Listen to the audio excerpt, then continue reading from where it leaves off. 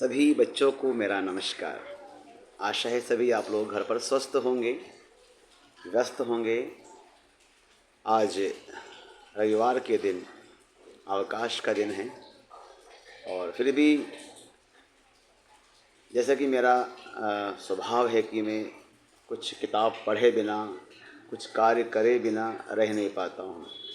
तो उसी स्वभाव के अनुसार मैं आपको एक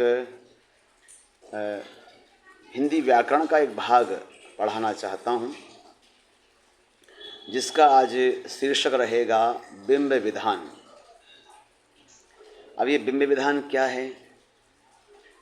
बिंब विधान से आप क्या समझते हैं? ये प्रश्न परीक्षा में पूछा भी जाता है परीक्षा में। और ये 2022 का प्रश्न है, 22 में आ चुका था परीक्षा में और आगे भी आने की पूरी इसकी संभावना रहेगी। आइए जानते हैं, समझते हैं बिंब विधान किसे कहते हैं।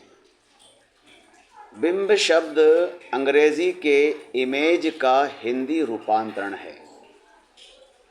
बिंब शब्द क्या है? अंग्रेजी के इमेज। हम बोलते हैं कि ये हमारे सामने ये इमेज बन रही है। इमेज का अर्थ एक प्रकार का चित्र बन जाना, ठीक है। तो इमेज का हिंदी रूपांतर है और इसका अर्थ होता है मूर्त रूप प्रदान करना। मूर्त रूप प्रदान करना। काव्य में कार्य के मूर्तीकरण के लिए सटीक बिंब योजना होती है। काव्य में बिंब को वह शब्द चित्र माना जाता है जो कल्पना द्वारा इंद्रिय अनुभवों के आधार पर निर्मित होता है। क्या है? काव्य में बिंब को वह शब्द चित्र माना जाता है जो कल्पना द्वारा इंद्रिय अनुभवों के आधार पर निर्मित होता है। बिंब विधान हिंदी साहित्य में कविता की एक शैली भी है। क्या है? कविता की एक शैली है। स्वतंत्र उत्तर के हिंदी कविता में जैसे जैसे विषय बदले, वस्तु बदली और कवि की जीवन दृष्टि बदली, वैसे ही शिल्प के क्षेत्र में रूप विधान के नए आयाम भी विकसित हुए हैं। बिंबों का प्रयोग साहित्य में आरंभ से होता रहा है।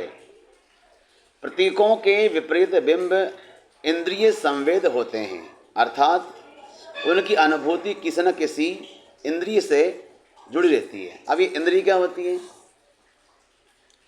हमारी 5 इंद्रियां हैं, जैसे कि चक्षु, नासिका, जीव, कर्ण और त्वचा। ये 5 इंद्रियां हैं।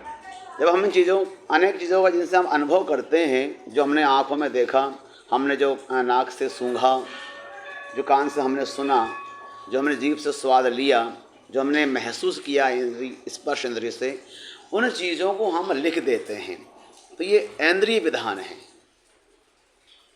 इसीलिए साहित्य में हमें दृश्य बिंबों के साथ साथ श्रव्य, घ्राण, स्पर्श बिंबों का प्रयोग भी मिलता है।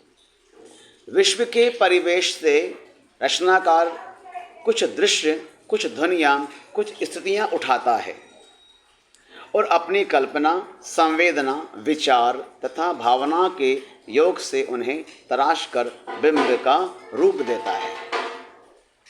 ये रहा आज का आपका बिंब विधान। कितने इसके प्रकार होते हैं